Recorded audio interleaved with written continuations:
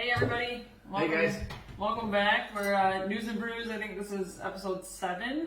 We've been on a little bit of a hiatus, just through the holidays and the New Year. Yeah.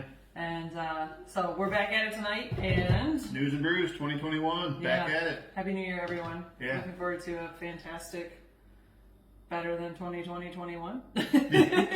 I don't know, but it wasn't. Whatever. Anyway, tonight we're going to talk about how to choose a realtor. Ooh, yeah. Like, why do you hire the realtors that you hire? And what are some of the things that you should look for when you're picking your realtor?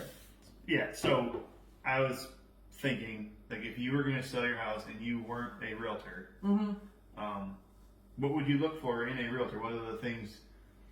So what are you going to do? Yeah, I think it's really simple. I'm going to interview people, first of all. Yeah. Like, there are somewhere right around 400 active realtors in our Jackson Association of Realtors.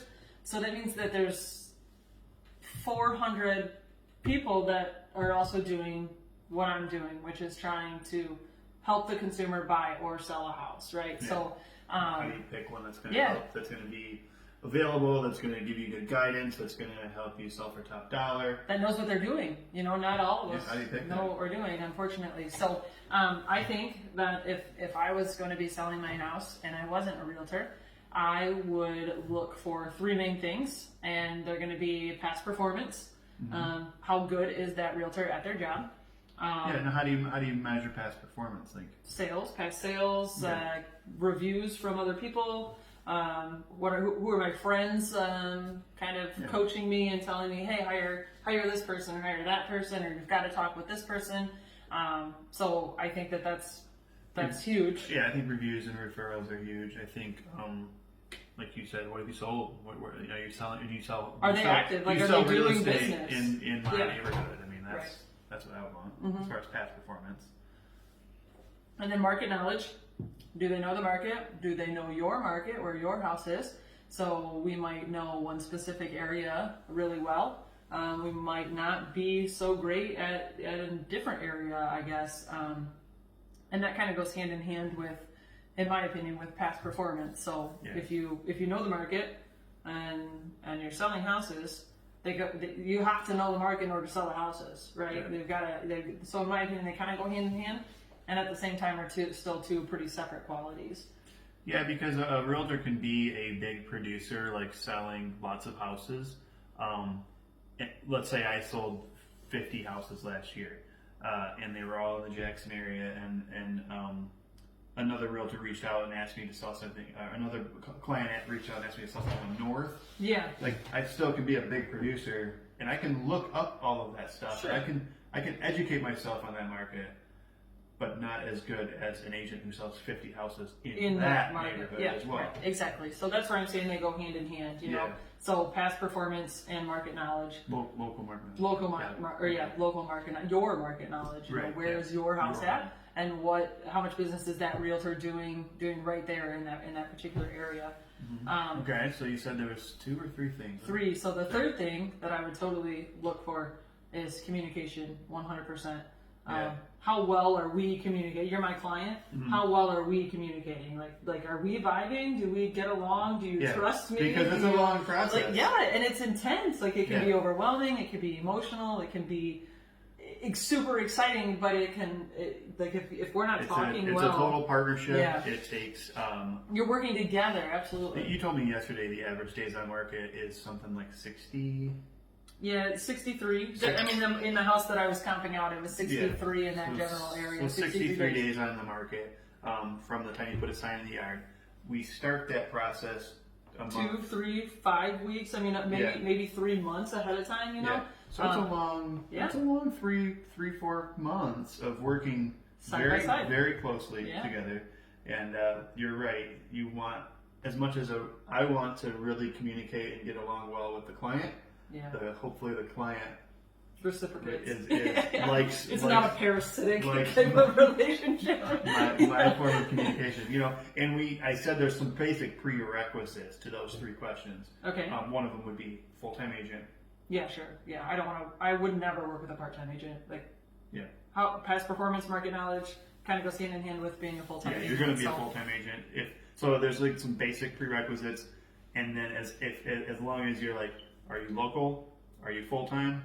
Then let's look at these things before I decide to hire Right. a realtor to sell my house. And I'm definitely going to talk to more than one person, unless my best friend's a realtor, and then I'm just going to hire them. Mm-hmm. I'm kidding.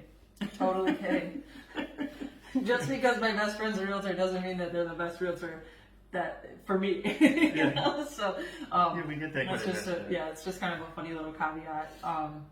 And then I think that communication is so important throughout the entire process, and then even after closing. You know, we talk about the relationship before we get that contract signed and how we're building that, and it's more than a transaction. Obviously, it is about building that relationship and being that resource, especially when we have sellers right now who are kind of amping up for, well, we're going to sell in the spring, or we want to be in, we're moving to Tennessee in June. When do we put our house on the market? Yeah. You know, when do we do that so that the timelines are, so it's just a long process, but we also have to talk about after the closing process is done. Like there are always things, there's always things to button up, and there's always follow-up communication that should be happening.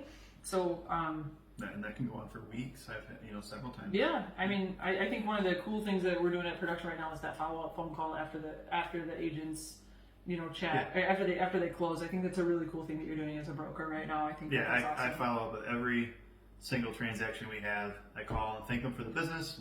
Thank you for supporting a local brokerage. And are there any loose ends? Any post closing questions? Yeah. And it's kind of I love talking to people. And sometimes and it's feedback. just shooting the crap or for whatever for a second. But sometimes there are a couple of questions that just didn't get answered at the closing table, and so I think that's a good step. So I got one today. It was unique. Oh yeah. How fast will my mortgage be paid off? That's what the seller wanted to know. Zoom. Yeah. In theory, right? I said when we closed yesterday, they probably, because it is a wire transfer. Yep. They probably will have the funds today, because they were trying to do something with some other financial thing, and they needed that paid off. Oh, that payoff. Yeah. So okay. This is interesting. Yeah, and it's nice to. I mean, you have a ton that you've been in the market for a long time. You know what I mean? So you have all of that knowledge, and it's just. I think it's just nice to become a resource after that transaction is done. You've now built that relationship, and now I can be your real estate resource, going forward until the next time that you decide that you're ready to make a move or not. You know what I mean? I mean, half the time we form friendships with our clients, and it's a pretty cool thing. So, anyway, thanks for tuning in, guys. Welcome back. Happy New Year. Happy 2021. Yeah. We're not drinking the same beer today, unfortunately. A little bit unique. So I've actually, this is one left over from one of our prior News and Brews. Quite possibly, yeah. The brown ale. Yeah, the brown ale. We are both on a keto diet. He is not on a keto diet. If he you're is on a so keto full diet, of crap. I'm on a keto diet. He's a liar. And so the only I'm struggling. He's not. This is what I'm left to. It's a delightful, delicious, superior light beer. It's called Mick Ultra. It's really good. It's 95 calories and only 2.6 carbs. And it's almost gone. It those only are the takes a best. couple of sips to get it gone. So tonight I'm drinking Atwater Brewery Detroit. brown ale, first brown ale they called it, and it's full of carbs and full of calories, and it's delightful. So how's your keto diet going? It's brutal, but this keto diet's working, guys. I mean, it's working. Is it? Yeah. I'm down like 4 pounds in 10 days. I'm all over it. Oh yeah. Okay, I got a ways to go. Cheers to Mick Ultra. Cheers. All right, I'll thanks, see you guys. soon, guys. Bye.